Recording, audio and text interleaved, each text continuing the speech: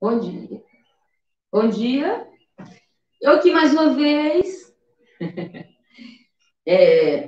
Estou aqui para ministrar uma oficina de literatura de cordel, porque o nosso oficineiro oficial do projeto Circuito Popular de Oficinas, o Deimar Cordel, não pôde estar aqui hoje. E só agora eu fiquei sabendo, então tive que entrar rapidinho para substituir. Não sou nenhum Deimar Cordel, tá? Mas vou tentar substituí-lo à altura. Então, esse projeto ele é patrocinado por recursos do Fundo Municipal de Apoio à Cultura, o PROMIC, da Fundação Cultural de Palmas, e vamos falar de literatura de cordel. A literatura de cordel, ela surgiu lá na Renascença. E depois ela foi se espalhando pela Europa. No Brasil, ela chegou através de Portugal. E foi de Portugal também que os brasileiros herdaram a nomenclatura, a denominação de literatura de cordel. Porque em Portugal, eles vendiam nas feiras, eles esticavam o cordel de um lado para o outro e penduravam os folhetos de cordel. Então, daí a origem do nome de literatura de cordel. O cordel não é do Nordeste, como muita gente pensa, né? Não é do Brasil. Mas quando ele chegou aqui no Brasil, parece que ele tinha, quando ele chegou especificamente no Nordeste, parece que ele tinha encontrado assim, o habitat natural, né? Muita gente pensa que o cordel nordestino é exatamente porque é a cara do Nordeste. O nordestino se apropriou muito bem da linguagem da literatura de cordel e passou a contar a sua arte, a cantar a sua arte, porque cordel você conta e canta, né? E aqueles cordelistas, como o nosso querido Patativa da Saré, que ele contava e cantava seus cordéis e chegou a ganhar o nome de Patativa, que é o nome de um pássaro, tão belamente que ele declamava suas histórias, era como se estivesse cantando. Mas tem cordelistas que cantam sim, e canta de fato. Eu cheguei a conhecer na minha infância cegos pedintes que agradeciam as esmolas com cantorias de cordel. Uma coisa linda. Eles faziam os versos ali assim, espontaneamente, né? Como repentista.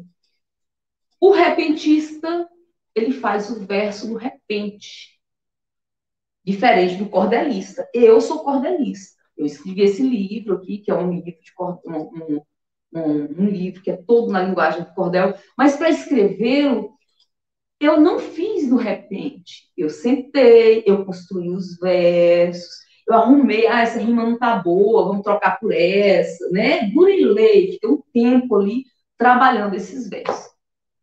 O repentista não tem esse tempo para burilar. Ele não pode errar. Ele faz o verso no repente e ele não pode errar. Então, ele garante essa rima redondinha aí na última palavra do segundo verso da estrofe. Mais para o meio da nossa oficina, eu vou expor melhor essa técnica. Mas eu estou dizendo isso para mostrar como o repentista não tem tempo para burilar. E está aí a diferença entre o cordelista e o repentista. O cordelista, ele faz com o tempo, ele muda, ele arruma, desmancha, risca, vai lá, coloca outra palavra, experimenta outro. O repentista, não. O repentista faz no repente. Não tem tempo. Ele vai saindo da cabeça e ele vai falando. Geralmente, o repentista se apresenta acompanhado de uma viola, e acompanhado de um parceiro repentista que eles gostam daquele duelo, né? Um fala uma coisa e o outro responde, né? E tem uns repentes assim, bem clássicos que eu me lembro assim, de muitos anos, que um fala, eu não tenho inveja disso, sou valente, valentão, cascavel é meu chocalho e também meu cinturão. Eu agarro brasa viva, pego chouriço com a mão, um empurrão do meu dedo, joga 10 morros no chão. Aí o outro respondia, né? Então ficava aquela coisa de um falar e o outro responder. A embolada, que é também uma possibilidade do cordel, a embolada geralmente ela é acompanhada do pandeiro. Estava aqui procurando o meu pandeiro. Esqueci de botar. O embolador, ele usa o pandeiro. Então, embolada recebe esse nome porque a pessoa vai meio que embolando assim, a história comprida, ela vai desenrolando, jogando assim, vai falar, né? E aí o outro responde. Então, é a embolada. Ela é acompanhada do pandeiro. Que é diferente do repente, é diferente do. Tudo é cordel, tudo é literatura de cordel, né? Mas o repente, ele é jogado na hora, e a embolada, ela é acompanhada do pandeiro, tá? Então, nós temos no Brasil alguns repentistas assim que se tornaram famosos e referência, né? Inicialmente, o Leandro Gomes de Barros. O Leandro Gomes de Barros, nascido ainda no século XIX, ele foi o primeiro cordelista brasileiro que começou a produzir os seus cordéis e viver disso. Então, Leandro Gomes de Barros se tornou um símbolo da nossa referência de cordel nacional, e o dia do aniversário dele, que é dia 19 de novembro, se tornou o Dia Nacional do Cordel, o Dia Nacional do Cordelista, dada a importância que ele tem nesse cenário da literatura de cordel, porque viver de cordel, né, ainda no século XIX, e tem histórias assim curiosas sobre o Leandro Gomes de Barros. Deu tão certo essa coisa do cordel com ele, que ele, apesar de ser lá da Paraíba, ele se mudou para o Rio de Janeiro, onde ele produzia os seus cordéis e vendia. E aí, todos os anos, no mês de dezembro, ele mandava para a família que tinha ficado na Paraíba, ele mandava uma caixa, um baú, com folhetos de cordel, os folhetos que ele vendia, os folhetos dele, as histórias dele. No dia que o baú chegava, no dia que a caixa de histórias chegava lá na cidadezinha, a família levava, alguns dos familiares levavam para feira para vender, e diz que em menos de 24 horas eles vendiam tudo. As pessoas lá da cidade juntavam dinheiro o ano inteiro para poder comprar, né? A vida assim, meio difícil, eles iam juntando, guardando ali aquele dinheiro, porque eles sabiam que em dezembro ia ter histórias do Leandro Gomes de Barros. E todo mundo queria comprar, queria ler as histórias do Leandro Gomes de Barros e ter consigo. E como o preço era acessível, as pessoas compravam.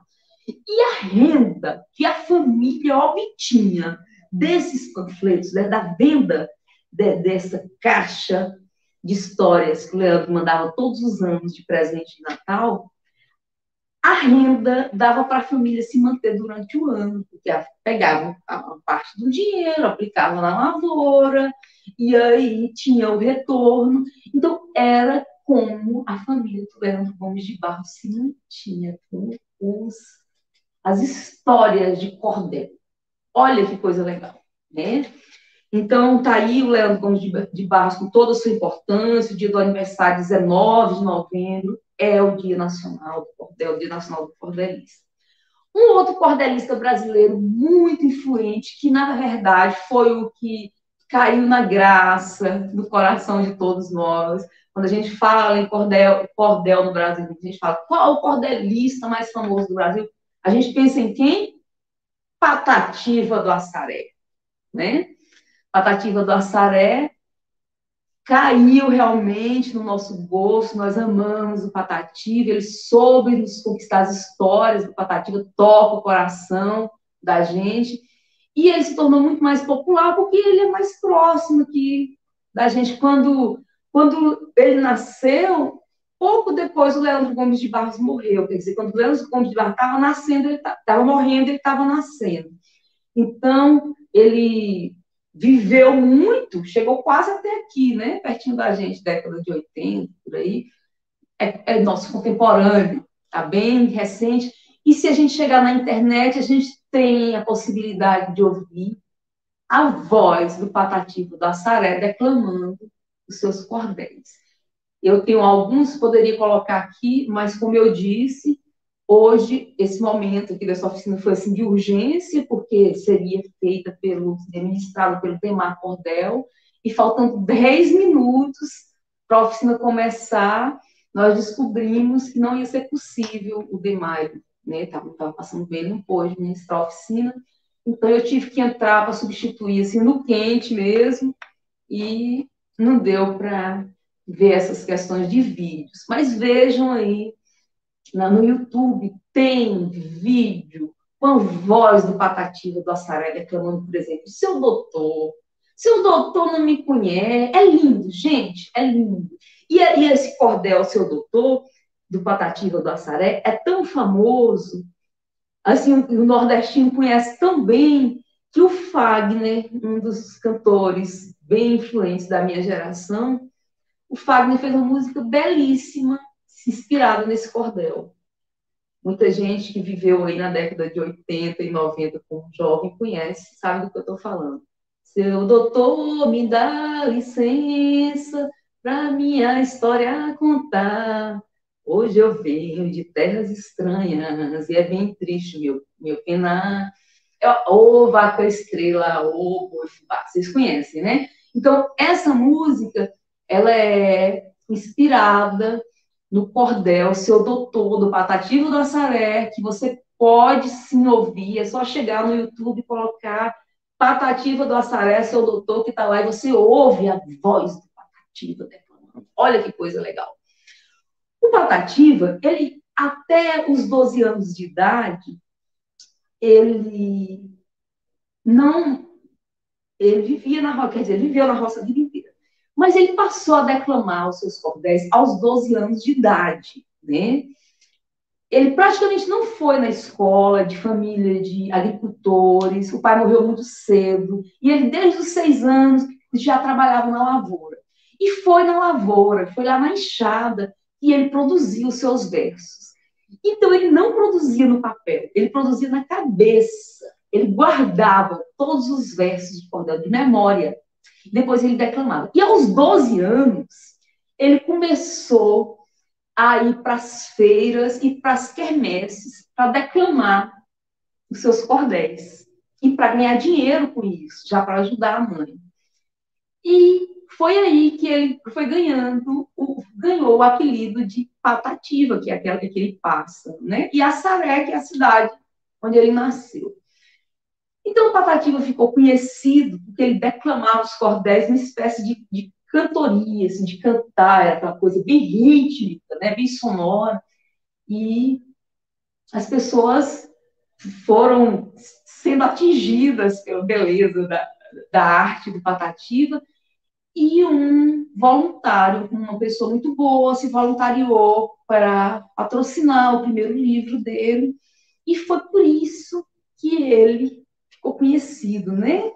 Pelas quermesses, pelas feiras, e um livro que ele conseguiu publicar, e depois ele conseguiu publicar outros. E o Patativa da Saré se popularizou de uma maneira que se tornou internacional, né? As pessoas conhecem o Patativa da Saré no mundo, e mesmo sem ter estudado quase nada, ele estudou pouquíssimo, mesmo não tendo dominado as normas cultas da língua portuguesa, ele se tornou doutor honoris causa, né? Quer dizer, universidades reconheceram que ele era doutor naquilo que ele fazia. Então, ele recebeu o título de doutor honoris causa 4 vezes. 4 vezes. Ele foi reconhecido como autoridade na arte do cordel, né? Então, Patativa do Assaré é um orgulho que nós temos, é um patrimônio brasileiro, né? A arte dele, o cordel dele é uma coisa maravilhosa. E tem muitos outros, tem, por exemplo, o Cego Deraldo, se vocês colocarem no Google também, na Wikipedia, vocês vão ver alguma coisa sobre ele, era um cego nordestino que cantava as suas criações de cordel, é uma coisa assim muito bonita. E tem muitos outros, tem mulheres cordelistas também, que vocês podem pesquisar. tem academia de literatura de cordel no Rio de Janeiro, e tem, gente, a Casa Rui Barbosa, em São Paulo, que tem um acervo de mais de 13 mil folhetos de cordel.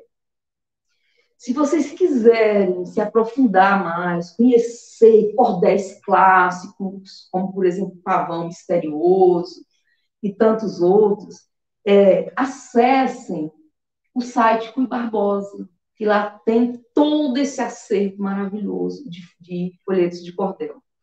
O folheto de cordel, geralmente ele vem nesse tamanho assim, e a capa, os originais lá do Nordeste, as capas são impressas em xilogravura. O que é xilogravura?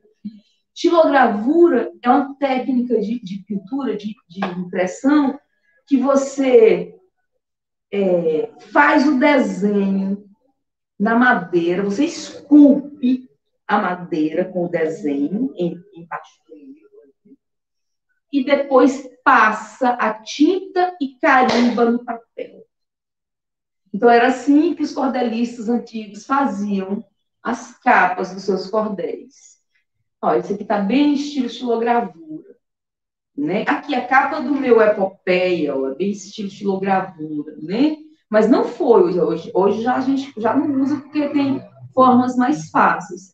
Mas se você quiser, por exemplo, se você estiver ministrando uma oficina de cordel, numa escola com um grupo de crianças, uma oficina mais longa, de uma semana, você pode tirar um momento para ministrar uma oficina de xilogravura, né? Que faz parte da história do cordel, e vai ser a maneira como você vai utilizar para ilustrar os cordéis que você for produzir com seus alunos nessa oficina. Então, a minha sugestão é o seguinte: como trabalhar com a madeira é duro, precisa necessariamente de um objeto cortante, e não se usa isso em escola com crianças, você pode substituir a madeira por isopor, certo? Você pega aquela bandejinha que vem com alimentos, que vem com mussarela, presunto, essas coisas, você procura o lado dela onde não tem nada e desenha com a caneta bem forte ou com o lápis, que aí vai ficar meio fundinho, assim, meio embaixo do relevo. Desenha o que você quiser. Depois, você vai cortar as bordinhas da bandejinha para ela poder ficar reta, né?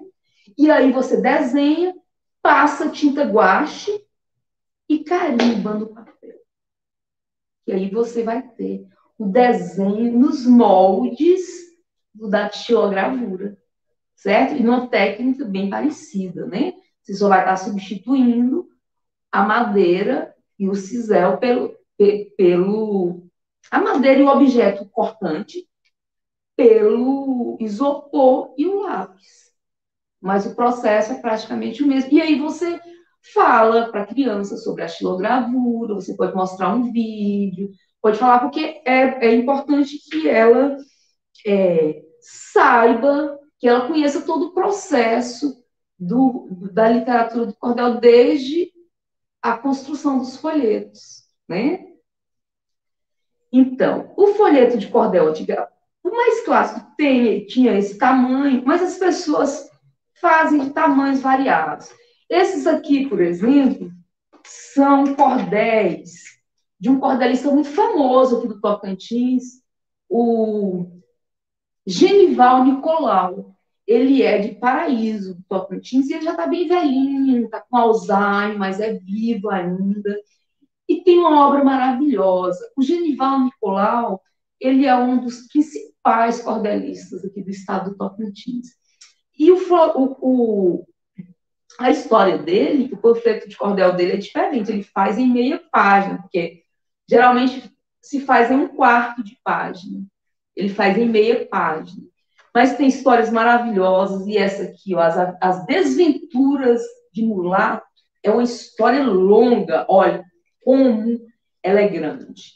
Então, esse material está nas bibliotecas. Se vocês se interessarem pela literatura de cordel, quiserem conhecer um pouco mais do trabalho de Nicolau Genival, vale a pena. Procure que vale a pena. Um outro cordelista aqui do Tocantins, famoso, bem atuante, é o Juarez Alencar. O Juarez Alencar, ele trabalha na Secretaria de Educação e ele produz histórias maravilhosas na linguagem de cordel, coisas que o professor pode utilizar na sala de aula, porque muito tema interessante. Por exemplo, África de todos nós, esse cordel é do Juarez. Pode-se trabalhar a África de uma maneira leve, né? Porque se a criança absorve o conteúdo a partir da literatura de cordel, a literatura de cordel é uma linguagem lúdica. Então, essa criança vai absorver de uma maneira mais fácil, porque é comprovado cientificamente que tudo aquilo que se aprende de forma prazerosa consegue ficar na memória permanente, tá? Porque nós temos a memória flutuante, o nosso cérebro, né? Tem a memória flutuante e a memória permanente. Quando a gente vê uma coisa poucas vezes, ou quando o cérebro entende que aquela coisa não é tão importante, o cérebro deleta automaticamente para que a gente não fique louco com tanta informações, né? Então, ele seleciona, o cérebro, ele faz essa seleção. E aí, quando o assunto é realmente importante, que ele entende que o assunto é importante porque você repetiu muitas vezes, ou porque você sentiu muito prazer na hora de absorver aquilo, então o cérebro direciona aquilo para a zona permanente do cérebro, onde fica guardado a memória permanente. E aí você não se esquece. Dessa forma, se o seu aluno adquire o conteúdo a partir da forma lúdica, da brincadeira, da rima, de uma maneira prazerosa, naturalmente que isso vai ficar, é um conhecimento que vai para a parte permanente do cérebro. Tá? Então, se você quer que ele aprenda o conteúdo, apresente na linguagem de cordel, tá aqui, ó, sobre a África, tá aqui, ó, tributo a Gonzagão, é do Juarez também, tributo a Paulo Freire, é do Juarez, geografia em rima, olha que coisa legal, é do Juarez Alencar. Então, tem muitos temas que podem ser trabalhados na sala de aula. Professor, pesquise o Juarez Alencar, tá? Juarez Alencar Pereira. É coisa nossa aqui do Tocantins. Nós temos um outro cordelista maravilhoso que muitos de vocês que estão acompanhando o Circuito Popular de Oficina já conhecem, que é o nosso Demar Cordel, que tinha que estar sentado aqui agora, ministrando essa oficina para vocês, mas que não pôde, eu estou substituindo. Missão muito difícil, como eu disse, porque substituir Demar Cordel, seus versos e seu violão é difícil, e seu pandeiro ele tem tudo, né? Porque ele é aquele cordelista cantador. E eu sou a cordelista que só escrevo.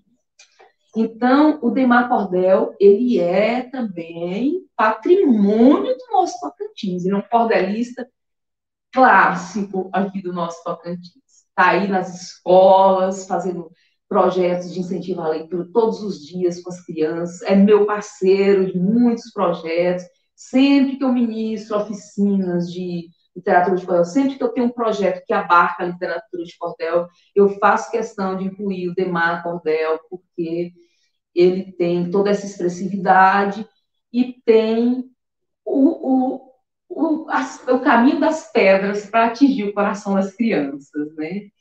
Tem as técnicas e o encantamento. Então, acompanhe a obra do Tema Cordel, pesquisem sobre eles. Sábado que vem ele vai estar aqui, tá? Domingo que vem ou sábado que vem, não sei exatamente, mas se ele estiver bem de saúde, vai estar aqui ministrando a oficina de cordel. Não percam, conheçam o cordelista clássico do Tocantins. E nós temos alguns outros cordelistas, temos o Júnior Brasil, que é um cordelista bem antigo também, aqui do Tocantins. O Júnior tem uma produção bem grande, e outros cordelistas que vocês vão pesquisar. Olha, esses cordéis aqui são produções dos alunos de Miranorte, numa oficina de cordel. Então, você pode produzir cordéis com seus alunos, não é coisa do outro mundo. A oficina anterior eu falei de poesia e falei sobre o fato da poesia estar em todo lugar e da gente ter que extrair e de ser possível qualquer pessoa produzir poesia. A literatura de cordel é uma forma de poesia, né? Então, é a mesma coisa. Você pode extrair de tudo, de qualquer lugar. E é uma maneira excelente para se cantar as belezas do nosso Tocantins tão maravilhoso, do nosso Cerrado, das nossas riquezas naturais, das nossas riquezas culturais. E eu percebi isso e resolvi escrever o Epopeia Tocantinense nessa linguagem do cordel. O Epopeia Tocantinense, ele conta a história do Tocantins desde o iniciozinho, quando os franceses passaram por aqui, viram o Rio Tocantins a primeira vez, lá em 1610. E aí ele vai contando toda a história do movimento separatista, porque antigamente o Tocantins fazia parte do Goiás, e houve uma luta secular para que essa separação se desse, e aconteceu só em 88, com a Constituição Federal. Está tudo isso contado aqui na linguagem de cordel. Com a linguagem de cordel, você pode contar a história que você quiser. E a criança, o seu aluno, o seu ouvinte, ele vai entender o recado que você quer dar, ele vai absorver aquele recado e ele vai se encantar com a forma que você vai passar aquele recado. Eu, por exemplo, tenho mania de fazer os meus relatórios de prestação de contas dos projetos, eu gosto de fazer em linguagem de cordel, né? A gente é artista, trabalha com cordel, e os avaliadores dos relatórios também trabalham com arte, então é uma troca muito boa, porque, de certa forma, a gente presenteia aquele avaliador com um pouco de arte na hora que ele está ali numa função um pouco relativamente árdua, que é avaliar notas fiscais, que é analisar se todas as ações foram cumpridas, né? E aí, se você conta essa história, conta esse passo a passo de uma forma artística, é prazeroso também para quem está lá trabalhando e fazendo essa revisão. Eu gosto disso. E gosto de fazer muita coisa com a linguagem de cordel. Então, o Epopeia Tocantinense, eu vou contar um pedacinho para vocês verem como eu consegui apresentar, e como cordelista, como você também consegue apresentar qualquer história, inclusive datas, inclusive fatos, assim, meio maçantes, como coisas de Constituição Federal. Você consegue apresentar tudo isso em uma linguagem de cordel. Quer ver? Vou te contar a história do estado do Tocantins, desde a descoberta do Rio, que os franceses fizeram, aos acontecimentos marcantes que depois disso vieram. Houve uma luta antiga, gente grande entrou na briga para o Goiás dividir, organizações diversas, até sangue derramado para o estado surgir. Mas antes de tudo, o Rio, o francês que o descobriu. No século XVII, bem no início, o que significou um hospício. O rio possibilitava navegação e desenvolvimento para a nova região. Com 2.600 quilômetros, parte dele navegável, é uma fonte de histórias e folclore inesgotável. O segundo maior rio totalmente brasileiro, gerador de energia que abastece o povo inteiro. Em suas margens se encontra a maior concentração de castanha da Amazônia, orgulho da nação.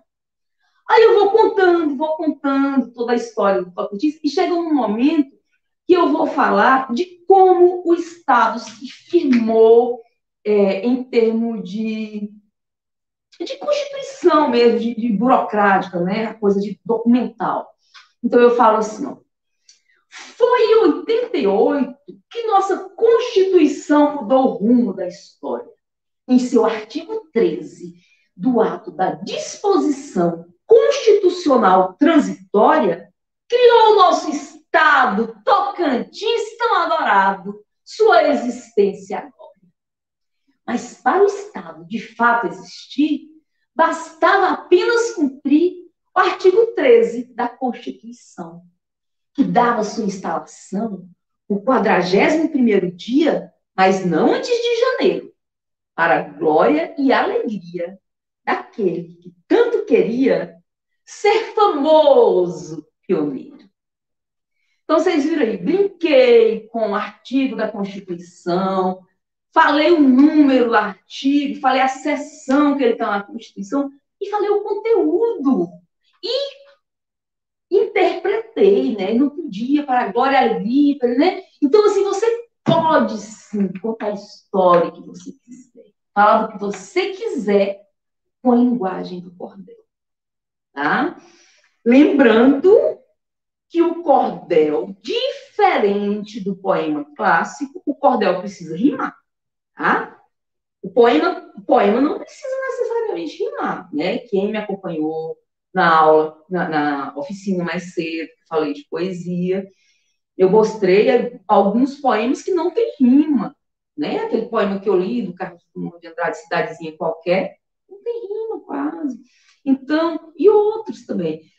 A poesia não precisa necessariamente rimar, mas a literatura de cordel precisa rimar, ela tem que ser redondinha, a sonoridade, o ritmo e a rima são os elementos principais da literatura de cordel, tá? Então, se você quer se arriscar na arte da literatura de cordel, você precisa aprender a rimar.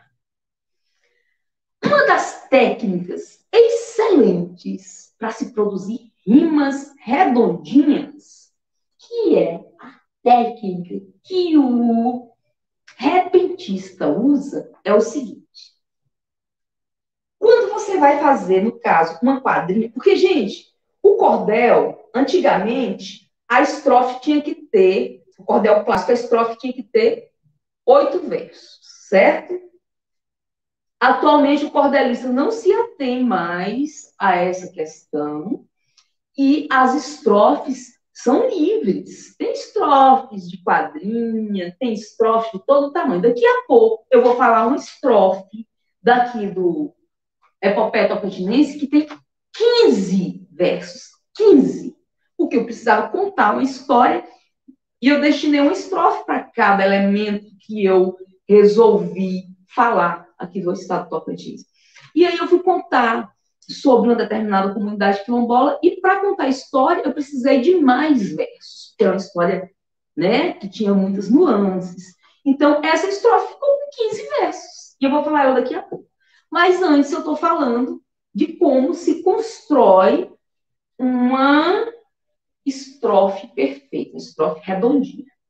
E vou dar um exemplo de uma estrofe de 4 versos, porque a gente está aqui aprendendo, né? Então, vamos começar do menorzinho.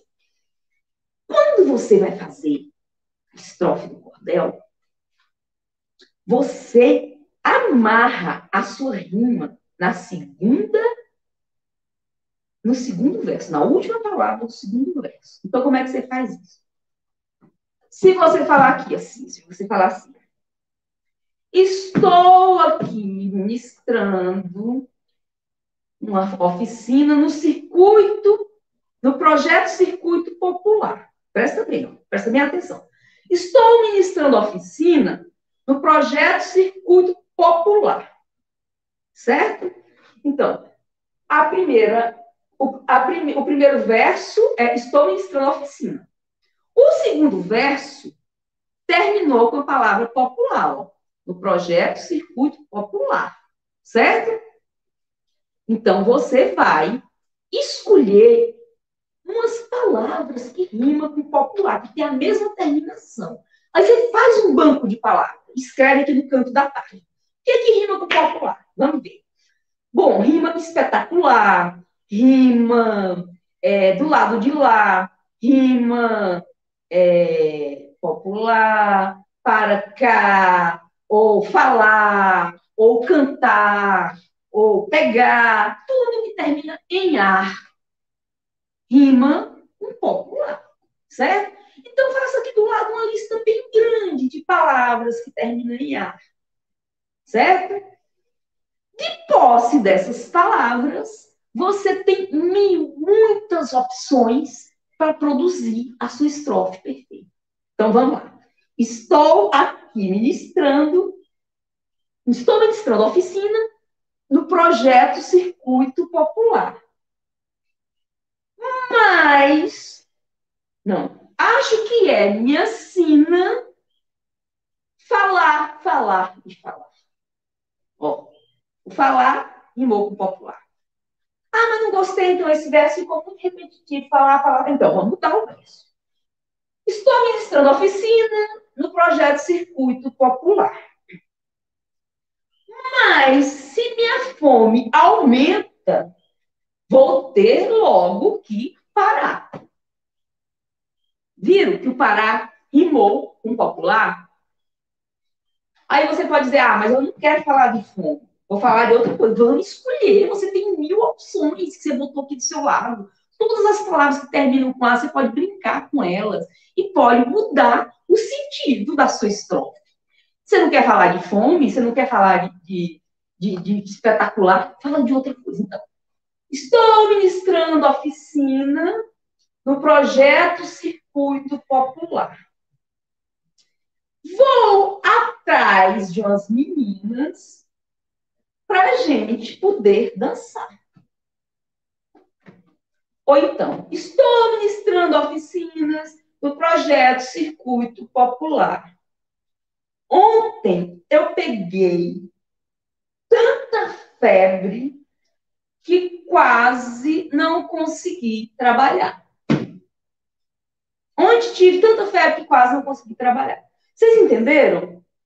Técnica. Existe sim técnica para construir rimas redondinhas. Antigamente, existia todo um preconceito em torno da literatura de cordel e em torno das rimas fáceis que brota quando se produz o cordel. Essas rimas fáceis eram chamadas de rimas pobres, porque lá na poesia clássica, você não pode rimar um substantivo com um substantivo, porque eles denominam isso de rima pobre. Então, quando você vai produzir um poema que não é na linguagem da literatura de cordel, você tem que ter essa preocupação de fazer rimas preciosas. Você vai rimar um substantivo com outra, claro, você não pode rimar substantivo com substantivo. Você entendeu?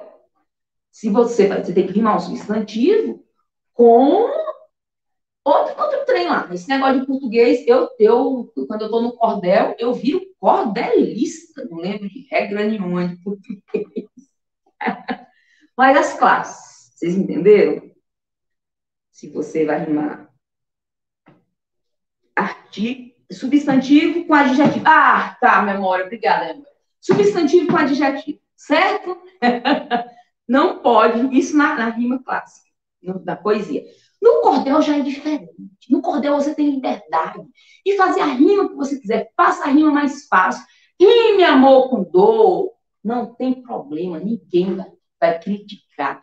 Porque o cordel é uma linguagem espontânea. Você não tem tempo de estar burilando, não. O cordel se dá uma buriladinha ali só para rimar, mas ele não fica atrás de rima preciosa para embelezar o trabalho dele. Não.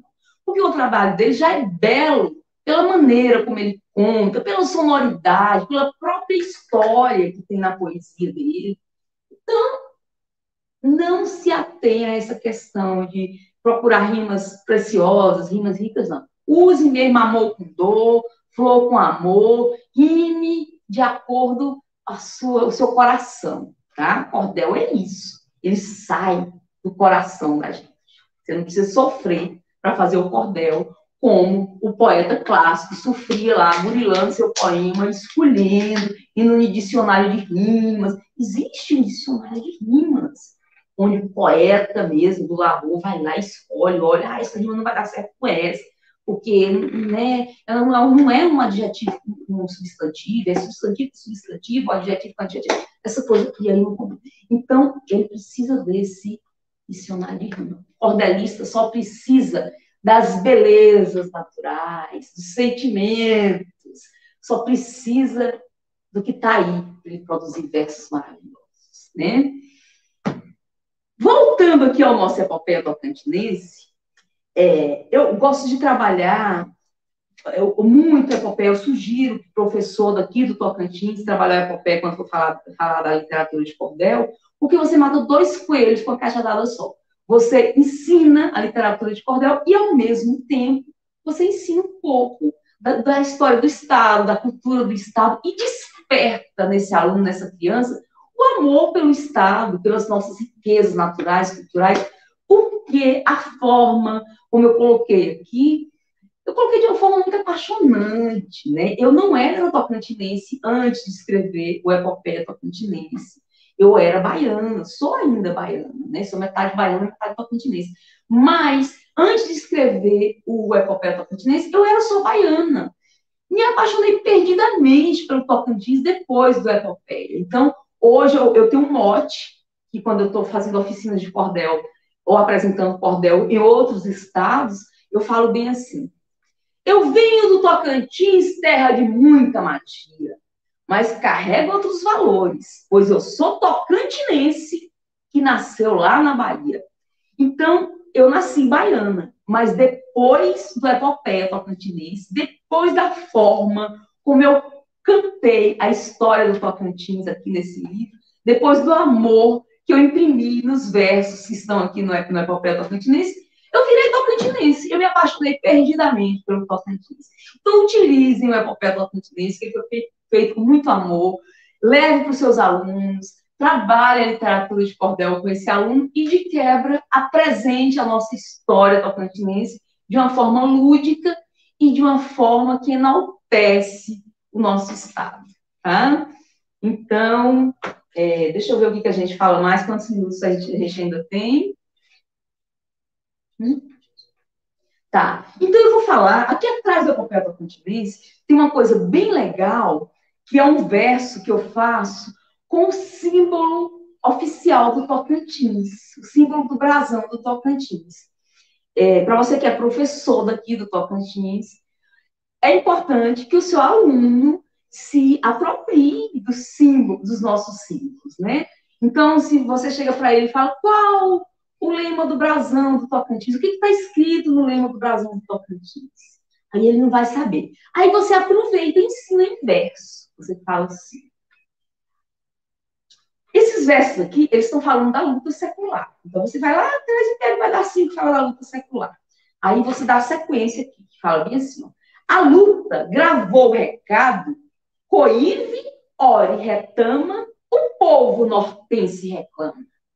E contra um clamor coletivo, nada e ninguém aqui possa, podemos bradar com orgulho, esta terra é nossa. Então, tá aí o lema do brasão do Tocantins, coíve, ore, retama, em linguagem indígena, que quer dizer esta terra é nossa. Certo? Uma coisa linda que foi colocado lá no nosso brasão, em linguagem dos nossos povos originários, porque o Tocantins é muito indígena, né? A nossa origem é bem indígena mesmo. Então, nada mais apropriado que o coíve, ore e retama no nosso brasão do estado. E como é papel Tocantins, você apresenta toda a história do Tocantins, você fala, por exemplo, quem sabe qual é o menor rio do mundo? Aí eles vão ficar assim. Você fala assim, tá bem aqui no Tocantins, é uma coisa belíssima que nós temos, você não sabe? Então eu vou te contar, olha. Nós temos o Rio Azuis, no município de Aurora, que é o menor do mundo onde a beleza mora. Tido como impressionante, envaidece todos nós. Menos de 300 metros da nascente até a Foz. Com uma rinha, com uma estrofezinha pequena, o seu aluno vai gravar, vai aprender que o menor rio do mundo está bem aqui no Tocantins, no município de Aurora, que se chama Rio Azuis, e tem menos de 300 metros da nascente até a Foz, né? Então, conte histórias de histórias de lendas, histórias de contos de fadas, mas conte histórias do seu estado também, conte história que está lá nos livros para ser estudado, né? Porque aí você aproveita e ensina essa parte de uma forma lúdica. Voltando aqui à estrofe de 15, lembra que eu disse que eu ia falar uma estrofe de 15 versos? Eu vou falar porque ela é muito importante para quem é tocantinense saber dessa parte da nossa história, que é sobre a comunidade quilombola da Barra da Aroeira. Aqui no Tocantins nós temos muitas comunidades quilombolas, mas todas elas são oriundas de quilombo, são originárias de quilombo. Menos a comunidade quilombola da Barra da Aroeira. A comunidade quilombola da Barra da Aroeira, ela é oriunda de soldo de guerra. Ela surgiu de um prêmio soldo que alguém ganhou na época da Guerra do Paraguai, na época ainda de Dom Pedro II. Na época da Guerra do Paraguai, aqui no Brasil, eles recrutavam as pessoas e mandavam para a guerra.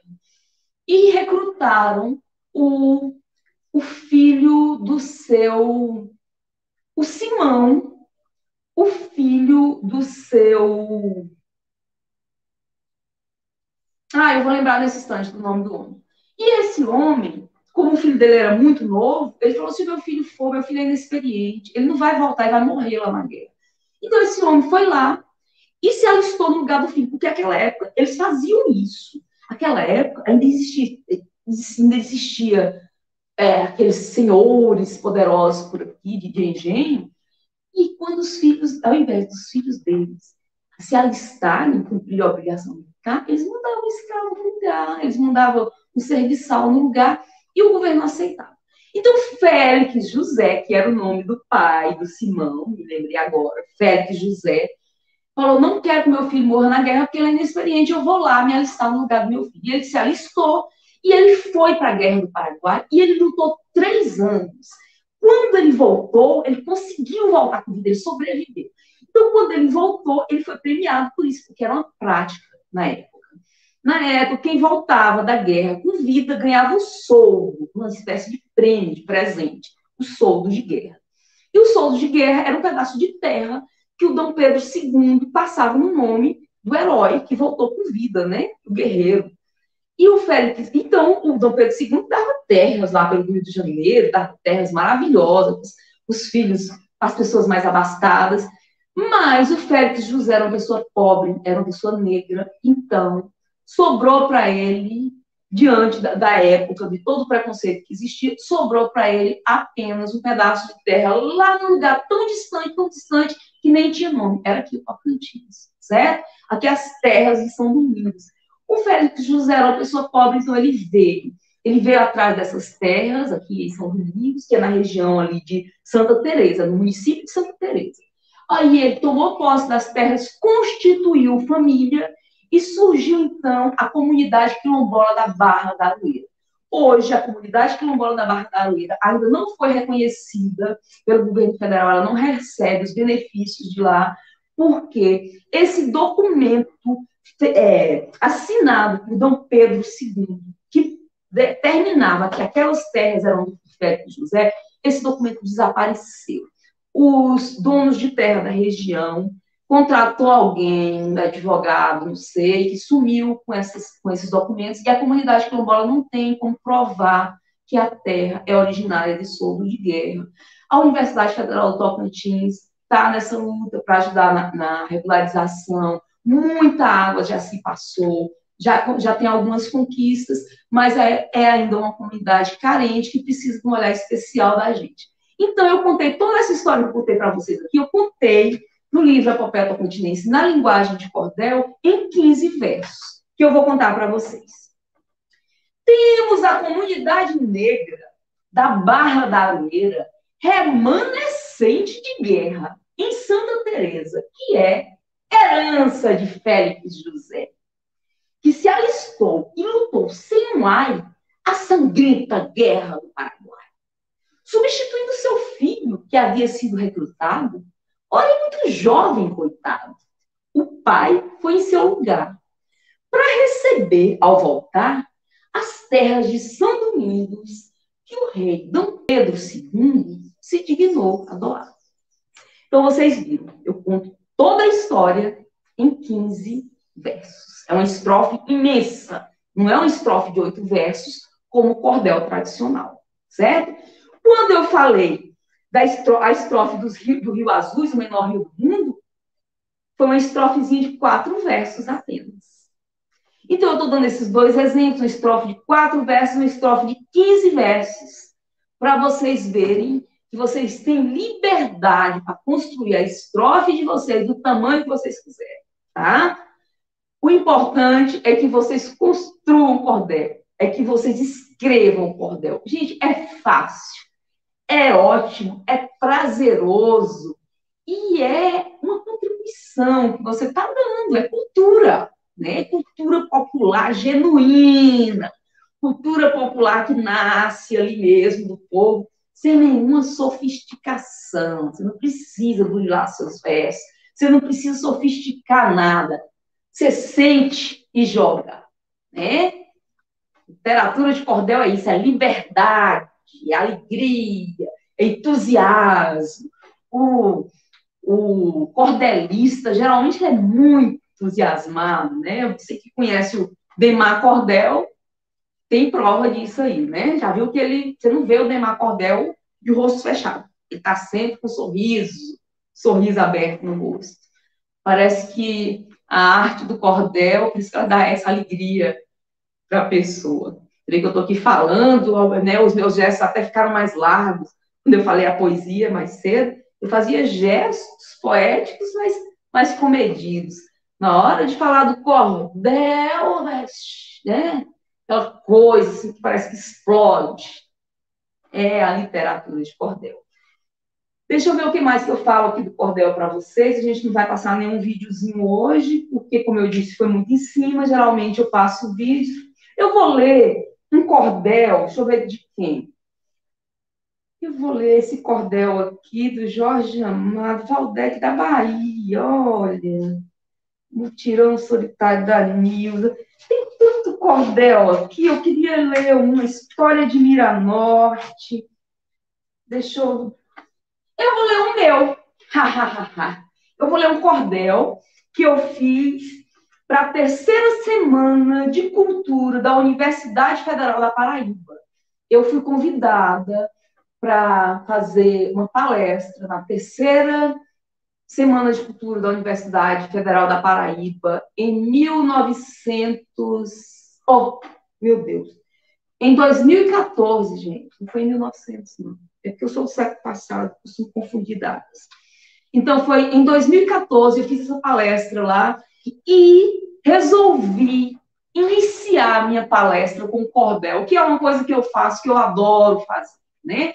Porque você chega, você já quebra aquela tensão inicial, tanto da plateia como sua, você já se apresenta e já chama logo a alegria para o lugar, já descontrai todo mundo, e terminado o cordel, você continua com a sua palestra de uma forma muito mais agradável, assim, porque já está todo mundo relaxado, aí a pessoa já te conhece mais, porque já viu os seus versos, já contou um pouquinho de você ali, e foi isso, foi essa estratégia que eu usei nessa semana de cultura em 2014, lá na Universidade Federal da Paraíba, e vou ler aqui para vocês o que eu falei na época. Eu disse, ó, estou aqui para falar de intercâmbio cultural, da Semana de Cultura que acontece em João Pessoa, na Universidade Federal.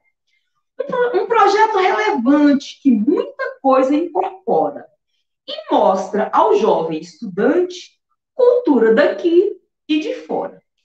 Para sua coordenadora, João Mendonça Alcoforado, deixa aqui o meu abraço É brilhante, assertiva, a bela iniciativa.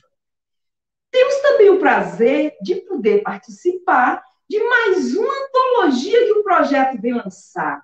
Sim, nós somos brasileiros e com imensa alegria levaremos ao mundo inteiro essa nova antologia. Nela, minha participação é uma crônica interessante. Tem histórias e vivências daqui e de terras distantes. Relatos de experiência com título de samba-canção. Eu comi mangostão e a rainha Vitória não. Eu venho do Tocantins, terra de amor e magia, e carrego outros valores, pois sou tocantinense, que nasceu lá na Bahia. Escrevo livros de lendas com histórias de alegria, faço os versos com riqueza da cultura brasileira, utilizo pesquisa e poesia. Vou falar de experiências com meus livros por aí, como expus no Salão de Genebra, com participação oficial. Tudo com muito louvor.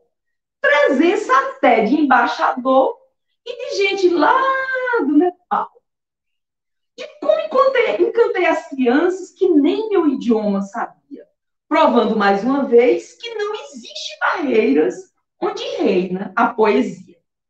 Estive também em Berlim, capital da Alemanha, terra dos irmãos Grimms, de histórias e façanha. Lá, ao som do clarim, lancei meu hit Chopin. E o povo aprovou. Até o Conselho de Cidadãos estendeu as suas mãos. Por fim, segui para a Inglaterra, para Londres, onde já morei. Aí também a embaixada foi o lugar que procurei. Efetuei doações, estabeleci conexões, semeando muitos livros por onde gostei e passei. Vou querer falar poemas nessa alegre reunião, com gente de várias idades, prestando muita atenção. E juntos vamos fazer esse encontro merecer ir para a lista de coisas de guardar no coração. No início, o singular prazer de ouvir Abel Soares, a musicista com o dom de fazer o som ecoar pelos ares. A senhora reitora presente, Margarete Formiga Diniz, e toda essa gente bonita que engrandece o nosso país. Os pró-reitores Orlando Vilar e o senhor Thompson de Oliveira, todos erguendo a bandeira e elevando a cultura brasileira. Coap e seus coordenadores, Arnaldo Medeiros e Bernardina Carvalho, parabéns pelo sério trabalho e para rimar várias cores, as cores e vozes do Brasil, exposições de artes plásticas, vale ver que ainda não viu. Senhor Domingos Pascoal é o bardo oficial, vai falar com maestria, é membro de academia. Quer saber o que vai ser? A mudança começa em você. Protágoras, filósofo sofista, resumiu o que eu quero dizer. O homem é a medida de tudo, ou o limite do seu tudo é você. Multipluralidade e interculturalidade revelam a grande verdade. A essência humana é igual. Pude ver. Falei de tudo um pouco para não pecar na palestra, pois minha memória, coitada, já não é mais muito destra. Então, finalizo o cordel, desejando a todos aqui muito amor, luz e harmonia, que seja tudo como você queria, que haja um melhor amanhã e que a vida não seja vã. Então, vocês viram que eu cheguei, fiz a minha introdução, porque a palestra era sobre intercâmbio cultural, eu tinha que falar um pouco da minha carreira, inclusive dos salões de livros internacionais, das minhas participações internacionais. E aí eu faço brincadeira, falo de gente do Nepal, eu falo do embaixador, que de fato participou, depois falo da minha ida em Berlim, como que aconteceu, falo de Londres, que eu fui na embaixada, do trabalho que fiz, e depois eu cumprimento as pessoas da mesa, falo o nome de um por um dos membros da mesa, cumprimento o reitor da Universidade Federal da Paraíba, que estava presente na hora da minha palestra, falo do orador oficial, que eu não conhecia, mas eles tinham me mandado a programação, então eu fiz isso antes de ir, né? Mas estava lá na programação quem seria o orador oficial. Então, eu escrevi o nome do orador, falei que ele era o bardo oficial, falei da programação da Bel Soares, a musicista que ia fazer a abertura, fazer a música ecoar pelos ares. Apresento, repito o verso que eu disse que eu falo quando vou apresentar, falar do Tocantins e da Bahia. Então, vocês viram que eu consegui resumir todo o conteúdo da palestra e, além de cumprimentar as pessoas presentes, eu resumi no cordel, né? Então, gente, abusem da literatura de cordel, usem o cordel quando vocês forem fazer palestra, olha aí, que coisa legal, você já descontrai, cumprimenta todo mundo, já manda beijo, as pessoas já ficam sabendo o que você fez, o que você não fez, você já fala, já conta a história, é muito bom. A literatura de cordel é a linguagem dos corações, é a linguagem da vida. Vamos abusar dela. Vamos semear poesia. Então a gente fica por aqui, nosso tempo acabou. Até a próxima, às 2 horas a gente tem novamente, às 14, com outras pessoas. Eu hoje mais não, tá? Agora eu vou descansar. Ah, mas quero fazer um convite especial para você. Eu tenho uma live hoje, às 17 horas, em outro projeto. Passe lá! O nome do projeto é Histórias e Livros na Praça. Projeto Histórias e Livros na Praça, no canal do YouTube. Escreve lá no YouTube. Projeto Histórias e Livros na Praça. Às 17 em ponto. Temos um compromisso, temos um encontro. Vou contar histórias, vou ler livros de literatura infantil, vou cantar cantigas de roda. Passe lá que vai ser lindo. Então, ficamos por aqui. Um grande beijo e até a próxima.